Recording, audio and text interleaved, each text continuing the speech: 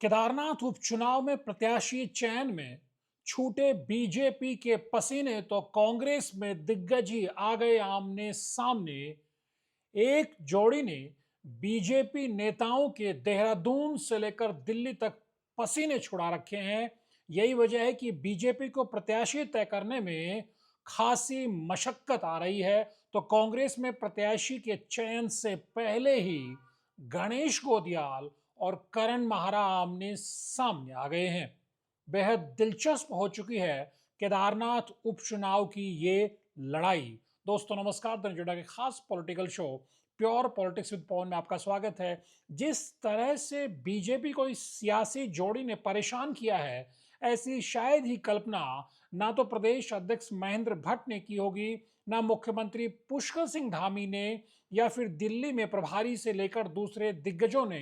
क्योंकि जिस अंदाज में इन दो नेताओं ने एक तस्वीर के जरिए, एक बैठक, एक तस्वीर और सारे बीजेपी के समीकरण गड़बड़ा दिए हैं। जी हाँ, मैं बात कर रहा हूं ऐश्वर्या रावत और कुलदीप रावत की। मोटे तौर पर जो बीजेपी के विश्वस्त सूत्रों ने हमें जानकारी दी थी कि आशा नोटियाल महिला मोर्चा की प्रदेश अध्यक्ष हैं और करीब करीब केदारनाथ में उनको ही टिकट मिलने जा रहा है। ये प्रदेश संगठन के स्तर पर एक सहमति सी बनती हुई दिखाई दे रही थी, लेकिन अब इसमें सियासी पेच आता हुआ दिखाई दे रहा है। क्योंकि जिस अंदाज में ऐश्वर्या रावत और कुलदीप रावत ने अपने तेवर दिखाए हैं, उनके बयानात सोशल मीडिया में आ ही रहे हैं, उससे ज्यादा जिस तरह से कांग्रेस के भीतर भी बीजेपी के जो दावेदार हैं उनकी जब चर्चा होने लगी, खबर ये उड़ी कि नाम इधर के उधर भी चर्चा में आ रहे हैं, उसने बीजेपी को बेचैन किया है। हम सिलसिलेवार तरीके से आपको बताएंगे किस अंदाज में आशा नोटियाल की दावेदारी है।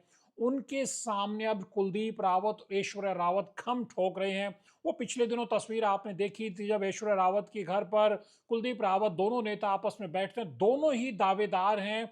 और लोगों ने यहां तक भी बीजेपी कॉरिडोर्स में हमें बताया कि दोनों नेताओं ने एक तरह से आप रणनीतिक गठजोड़ बनाया है कि किसी भी कीमत पर आशा नोटियाल को टिकट नहीं लेने दिया जाएगा।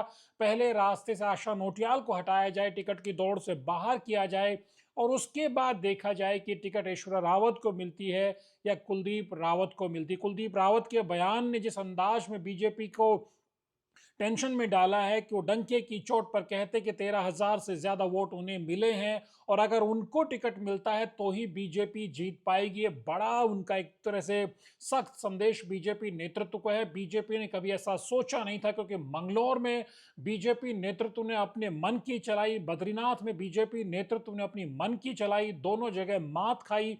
उसके बाद अब बीजेपी किसी भी कीमत पर केदारनाथ में जोखिम मोल नहीं लेना चाहती। यही वजह है कि वहां काडर के भीतर का प्रत्याशी देने की तैयारी थी। इस लिहाज से आशा नोटियाल सबसे ज्यादा मुफीद साबित हो रही थी। किसी बीजेपी जानकार ने हमें यह भी कहा कि 2022 का जब चुनाव हो रहा था, क्योंकि 2017 में आशा नोटियाल बागी लड़ जाती जब बीजेपी से टिकट नहीं मिलता है, तब शैला रानी रावत को टिकट मिला था। जीत मनोज रावत कांग्रेस के कैंडिडेट गए थे और बीजेपी कैंडिडेट शैला रानी रावत तब चौथे पायदान पर चली गई थी। अब जिस तरह से कहा जा रहा है कि आशा नोटियाल से कहा गया था कि ये शैला रानी रावत का 2022 का आखिरी चुनाव होगा, 27 में आपको मौका दिया जाएगा। यही वजह है कि 2022 में आशा नोटियाल ने बगावत नहीं की थी, टिकट नहीं मिलने के बावजूद वो बीजेपी में बनी रही थी। लेकिन अब उनकी दावेदारी को चुनौती शैला रानी रावत की बेटी ऐश्वर्या रावत से मिल रही है और दूसरी तरफ से कुलदीप रावत से भी कड़ी चुनौती मिल रही है। यही वजह है कि बीजेपी को प्रत्याशी चयन में देरी का सामना करना पड़ रहा है। बीजेपी बहुत जल्दी प्रत्याशी तय कर सकती थी, लेकिन अब यह कहा जा रहा है कि पहले कांग्रेस प्रत्याशी तय करे कि बीजेपी प्रत्याशी तय करे। लेकिन मोटे तौर पर जिस अंदाज में आशा नोटियाल के सामने ऐश्वर्या रावत और कुलदीप रावत आ गए हैं, उसके बाद बीजेपी में नए सिरे से विचार हो रहा है क्या रणनीति बनाई जाए। क्या तीनों को एक तरफ करके अजय कोटियाल या किसी और प्रत्याशी, नए प्रत्याशी को मौका दिया जाए, या फिर ऐश्वर्या रावत को मौका देकर के शैला रानी रावत के जाने के बाद जो सहानुभूति है उस वोट को अपने पक्ष में लाया जाए। लेकिन बीजेपी की चिंता यह है कि अगर ऐसा किया जाता है तो जो बीजेपी का जो परंपरागत काडर का जो वोट है, वो जिस तरह बद्रीनाथ में नाराज हो गया था राजेंद्र भंडारी को टिकट देने के बाद से, कहीं वो तो नाराज नहीं हो जाएगा। जहां तक प्रदेश संगठन की बात है, बीजेपी में करीब करीब आशा नोटियाल को लेकर के एक तरह सहमति सी बनती हुई दिखाई दे रही थी, लेकिन बीजेपी के सूत्रों ने कहा कि रुद्रप्रयाग में, केदारनाथ में जो लोकल लेवल पर जो बीजेपी का काडर है उसमें नाराजगी दिखाई दे रही है। ठाकुर बहुल सीट है। अब जिस तरह से कुलदीप रावत, ईश्वर रावत आज सामने आ गए हैं, तब बीजेपी को फैसला लेने में दिक्कत हो रही है। बीजेपी की कहानी ये है। तो अगर आप दूसरी तरफ जाकर के कांग्रेस की तरफ देखेंगे, आपने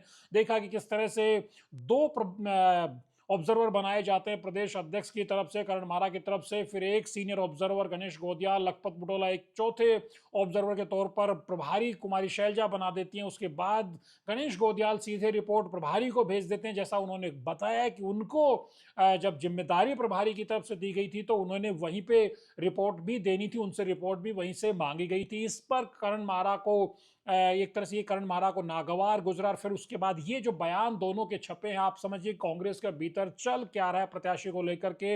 ऐसा माना जा रहा है कि मनोज रावत को लेकर के गणेश गोदियाल, हरीश रावत, यशपाल आर्य और प्रीतम सिंह तक भी बहुत सारे नेता चाहते हैं कि जिस तरह से काजी निजामुद्दीन वहां उपचुनाव लड़े हैं, इसी अंदाज में मनोज रावत को उपचुनाव लड़ाया जाए। लेकिन हम जानते हैं कि वहां से दावेदारी हरक सिंह रावत की भी रही है, कुंवर सजवाण की भी रही है, उसके अलावा और भी बहुत सारे दावेदार हैं। तो क्या समझा जाए कि जो बीजेपी की बेचैनी है, उसी तरह की बेचैनी कांग्रेस के भीतर भी, क्योंकि यहां तक भी कुछ जानकारों ने कहा कि जिनको बीजेपी से टिकट नहीं मिलेगा, जिन दावेदारों की हम बात करें जो बहुत एडमेंट है चुनाव लड़ने को लेकर के, तो क्या उनको कांग्रेस का टिकट मिल सकता है? इसने बीजेपी को बेचैन किया हुआ, क्योंकि बीजेपी के पास पूरा इनपुट है कि जो दावेदारी बीजेपी के भीतर कर रहे हैं वो कहीं ना कहीं कांग्रेस का दरवाजा न खोलने, इस तरह से करो या मरो का साख के सवाल वाला ये उपचुनाव बना हुआ है।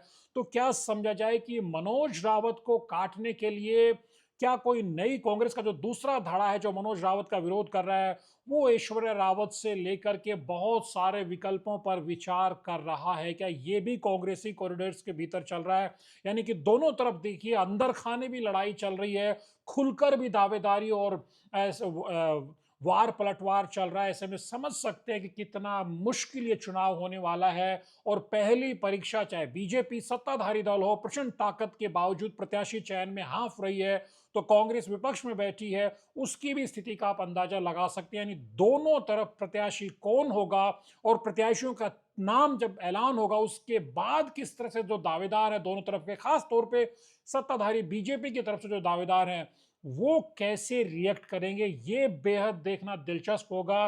और इसी पर ही निर्भर करेगा कि केदारनाथ के उपचुनाव का नतीजा क्या रहने वाला है। दिल्ली में कांग्रेस की बैठक है, वहां एक तरह से गुबार फूटने वाला है नेताओं का। तो बीजेपी के भीतर डंके की चोट पर जो दावेदारी की जा रही है, उसने रणनीतिकारों के पसीने छुड़ा रखे। धनुष अड्डा के वीडियोस को लाइक कीजिए, शेयर कीजिए और चैनल को सब्सक्राइब करना मत भूलिए। नमस्कार।